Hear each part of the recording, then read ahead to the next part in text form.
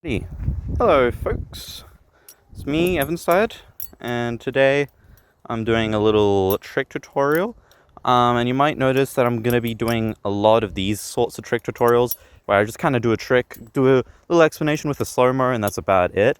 And a lot of them are going to be a lot of intermediate tricks, because I think, frankly, first off, I'm way too shit of an explainer to go into depth with the basic concepts and how to apply them. And it's better to just be like, okay, once you understand this concept of this trick, you can apply it into this and then do this new trick.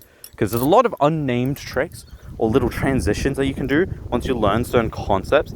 And I don't think there's a lot of tutorials on that sort of stuff, and I want to do more of that, as well as the fact that there's enough beginner tutorials out there. If you really want to learn a lot of these tricks, I'd recommend the Squid Industries trick page with Jelly Flips and Lucas himself, because those are some really good tutorials, as well as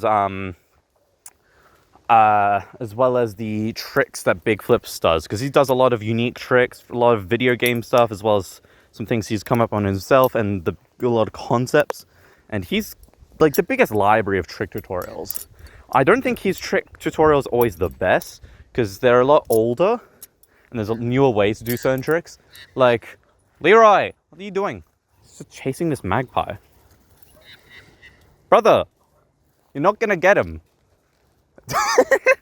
Oh my god, my dog.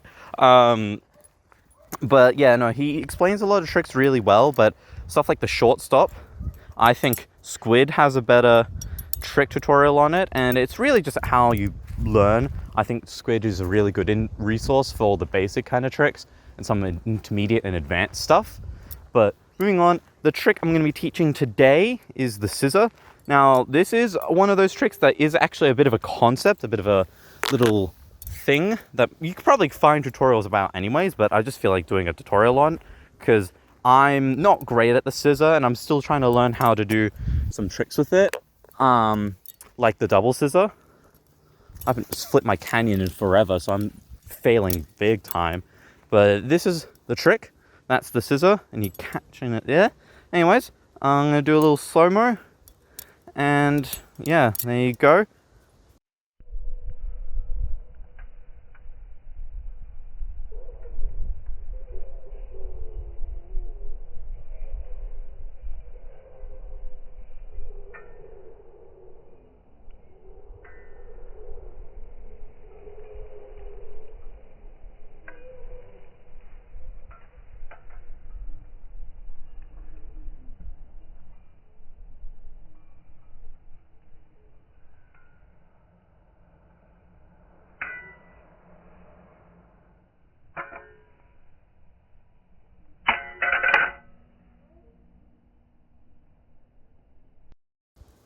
Anyways, moving on to the trick. The trick itself is a pretty simple trick that is the basis for a lot of other complex tricks, like the giraffe, which I'm not going to cover today, but the scissor is a very important intermediate trick that I think is very nice to learn and have in your back pocket. And once you practice it enough and you can get some of the basic concepts from the scissor down a bit, you can really kind of get into the nitty-gritty and do some really cool shit, in my opinion. Now, the scissor has two main parts: the catch and how you get into the scissor. Now, I'm going to actually go with how to get into the scissor first. Usually, the best way to do it is to do the whip rollover, which looks like that. So you can do that, or you can go from just like a normal aerial. But going from a normal aerial, I wouldn't recommend if you're beginning to learn your normal scissors, because it can put in some bad habits. And the normal aerial, you need to learn the momentum and the kind of control you need to do your scissors in the first place. So it's better to just start from doing whip rollovers. So the whip rollover just consists of two parts, and it's doing a index rollover. It's a kookaburra, fuck yeah. Anyways, moving on. Sorry, this is cool shit. So to do a whip rollover, all you need to do is you need to do an index. Get your balisong to this position. Do the index finger rollover. So flip the finger, the balisong over your finger, and move your other fingers out of the way so you can catch it like that. And instead of just letting the blade hit you here, what you do is once you get it with the momentum, you knock the Balisong up with the momentum, and you whip it around, twisting it like that. So it looks like this. Make sure you're doing this on the safe handle, by the way, because the whole thing with the whip rollover, when you do it, is it doesn't change any handles. It stays on the handle that you started with at the beginning.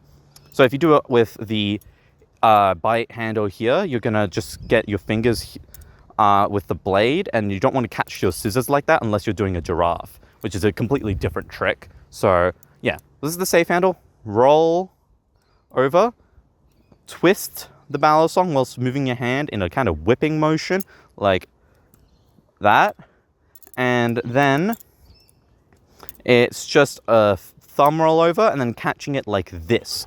I think it's best to actually not fully catch it. It's way better to do it with the least amount of fingers. I like doing it with 3 fingers like this. Some people do it like this. Depends on your preference and just your grip strength in general. And then from here, you'll have gained enough momentum that when you're dropping it down and you throw the aerial up, it gives it like more inertia, and it's just a nice way to kind of get into the trick because it looks kind of cool.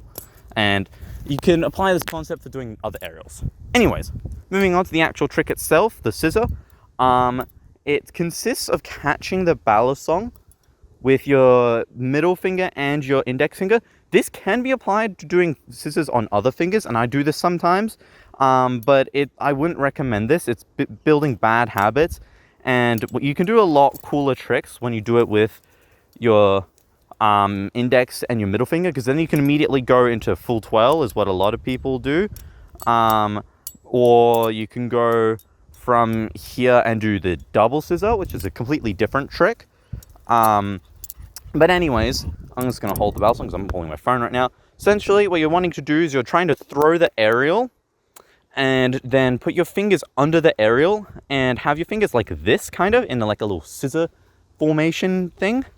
And you're letting the rotating Balisong drop onto your index finger first, and then you're catching it with your middle finger. So it's kind of dampening the momentum here and then catching it with your middle finger fully to hold it into this kind of grip. And the biggest mistake I see a lot of people do, and it's what I used to do all the time, and it's a mistake I still sometimes do with some other tricks that revolve around the scissor, is trying to push your hand into the scissor. And while I did it perfectly there, which was actually kind of cool, it does look cool, but I wouldn't recommend it. It's a lot easier to actually let the Balisong fall into your fingers by dampening it with your middle finger and then rolling it over, kind of like that. That makes it a lot like smoother to catch, and is how you then go into some other tricks with the scissor, and it's just overall a lot nicer. So you want to let it fall into your finger. You're not scooping it, you're not pushing it in. It's not like the aerial to Chaplin thing where you kind of push your finger in. You're not doing that. You're letting it, throw it up into the air, put your fingers in the position, and let it kind of roll into your fingers. Then from here, it's up to you how you want to end the trick. You can go here and then do a Chaplin, like not like that, but just doing a normal Chaplin. You can do a go from here and do a middle finger rollover. You can do a thumb rollover. You can go from here and do this kind of stuff and go into some tech or whatever you feel like doing. But it's a really cool trick. Yeah, no, the scissors, really good trick. Gets you into a lot of concepts, and I'd recommend practicing it a lot. Keep in mind, this is one of those tricks that takes a while to practice. Okay? If you get it well in the first half, perfect, lovely. I used to be able to do the scissors kind of okay, and then I left it at that, and I didn't practice, and then when I tried to learn double scissors, I fucked up completely, and that's how it took me a year to learn double scissors. I said double scissors are still shit.